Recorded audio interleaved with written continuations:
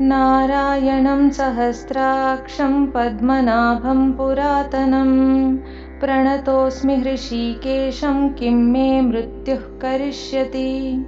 गोविन्दं पुण्डरीकाक्षम् अनन्तम् अजमव्ययं केशवं च प्रपन्नोऽस्मि किं मे मृत्युः करिष्यति। वासुदेवं जगद्योनिं भानुवर्णमतीन्द्रियं दामोदरं प्रपन्नोऽस्मि किं मे मृत्युः करिष्यति। शङ्खचक्रधरं देवं छत्ररूपिणमव्ययम् अधोक्षजं प्रपन्नोऽस्मि किं मे मृत्युः करिष्यति। वाराहं वामनं विष्णुं नरसिंहं जनार्दनं माधवं च प्रपन्नोऽस्मि किं मे मृत्युः करिष्यति। पुरुषं पुष्करं पुण्यं क्षेमबीजं जगत्पतिं लोकनाथं प्रपन्नोऽस्मि किं मे मृत्युः करिष्यति। भूतात्मानं महात्मानं जगद्योनिमयोनिजं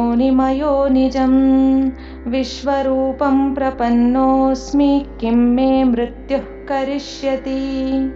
सहस्रशिरसं देवं व्यक्ताव्यक्तं सनातनं महायोगं प्रपन्नोऽस्मि किं मे मृत्युः करिष्यति।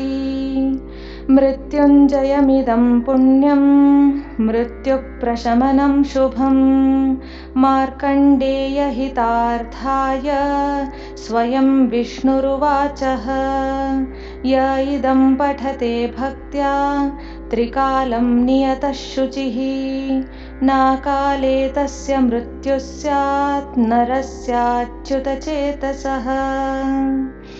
हृत्पद्ममध्ये पुरुषं पुराणं नारायणं शाश्वतमादिदेवं संचिन्त्य सूर्यादपि राजमानं मृत्युं स योगी जितवांस्तदैव।